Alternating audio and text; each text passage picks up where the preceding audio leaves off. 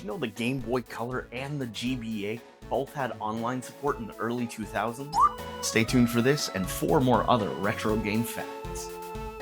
Everybody loves Pokemon Crystal, but did you know that was the first Pokemon game that actually allowed you to trade and battle online? This is the Mobile Adapter GB, a Game Boy Color and Game Boy Advance accessory that allowed a number of titles to connect to a Japanese mobile phone and thus connect to the internet. Way back in the early days of the internet, in Japan, most people used their mobile phones to access the net instead of expensive computers. The service to connect online was cheap, and nearly all websites were mobile optimized, so it only made sense. Looking to capitalize on this, Nintendo, who had already tried their hand at similar services before, partnered with Konami to create the service under a new joint venture called Mobile 21. They created a number of different games together to be used with the Mobile Adapter GB. Oddly enough, however, out of the 12 games that they produced together, only 6 of them actually took advantage of the adapter.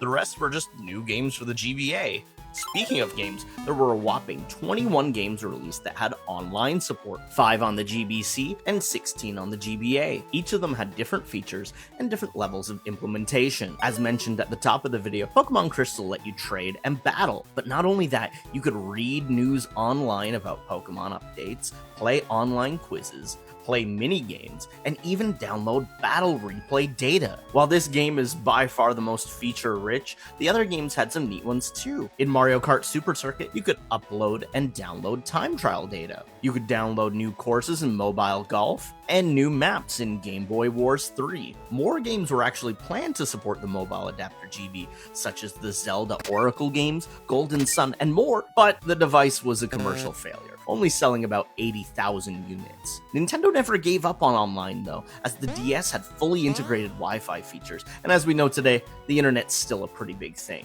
Have you ever seen an NES cartridge that looked like this before? It's actually for its own unique mini console attachment for the Famicom. Let's take a look.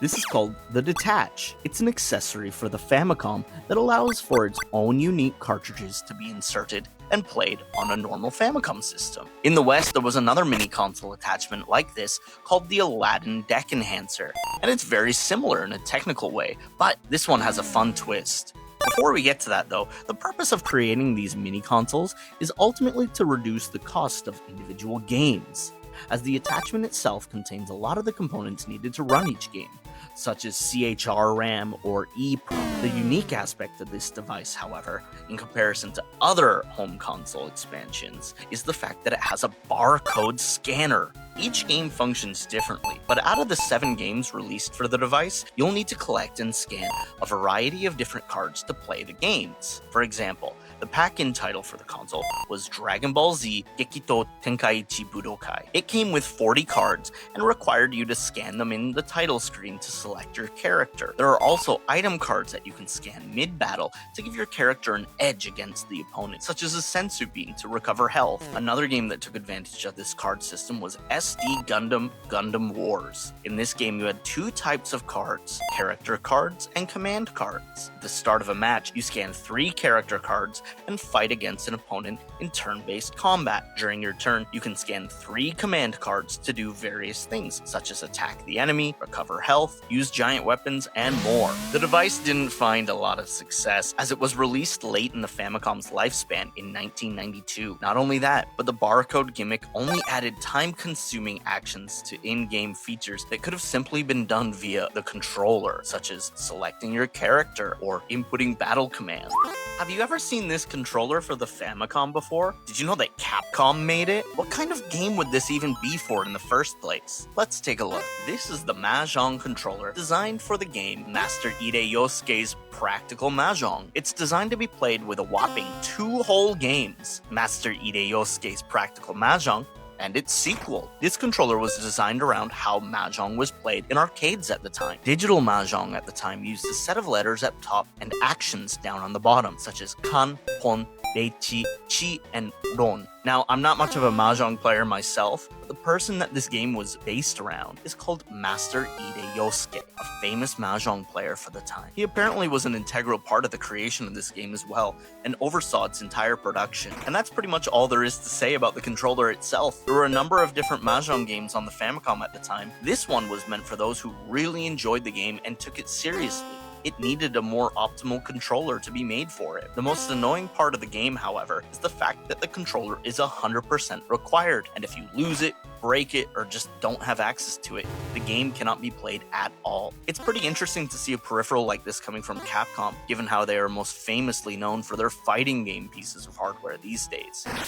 Nintendo has been a part of a number of odd and weird peripherals, ranging from fitness mats to 3D goggles and even full-on pianos. But did you know that there was a sewing machine accessory made for the original Game Boy? Well, there are actually 3 of them. These 3 accessories were full-on sewing machines that would plug into your Game Boy Color via the link cable and allowed you to take control of the sewing machine, creating a number of different patterns depending on the software you were using. That's right, there were even various pieces of software that you could use with these devices. 4 in total. There was even supposed to be a 5th game released, but it was cancelled fairly early due to poor sales of the sewing machine accessories. Ultimately, however, there isn't too much exciting that can be said about any of these. The Mario Family Embroidery game is designed to control the sewing machine and create embroidery. It features a number of cool Mario designs, and this was probably a really neat novelty back 25 years ago. Additionally, there are the Raku X Raku games that are designed for creating different stitching patterns, Japanese character embroidery, and more. The reality is, however, at this point, computers and modern sewing machines can do all of this, but a lot better and a lot easier too. However,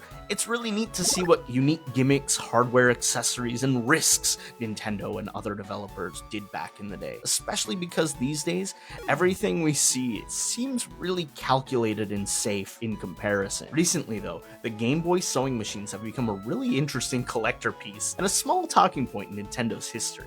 Have you ever seen a copy of Super Mario Bros. That looked like this? At first glance, it almost looks like it would be a bootleg cartridge, but this is an official release of Super Mario Bros. For a unique Famicom device. This is called the FamicomBox. It's a joint collaboration between Nintendo and Sharp as a way to offer the joy of playing Famicom in commercial spaces, such as hotels. In the West, we had a similar device called the M82. However, the purpose of that device was to demo a variety of NES titles in retail spaces. Many of the Famicom Box devices had coin slots installed on the side. By inserting 100 yen, you could either have 10 or 15 minutes of gameplay between a choice of 15 different games. One thing that makes the Famicom Box more interesting than its Western counterpart, however, is the fact that it didn't use Famicom cartridges, but instead used NES styles that would be visible on the outside, allowing users to read what games were available. Famicom cartridges had no uniform casing. Many of them had end labels that you could read, but just as many didn't. Not only that, but the cartridge molding itself could be various different shapes and sizes. Since the NES didn't have these issues, it made more sense to use them for a device like this. From what I can see,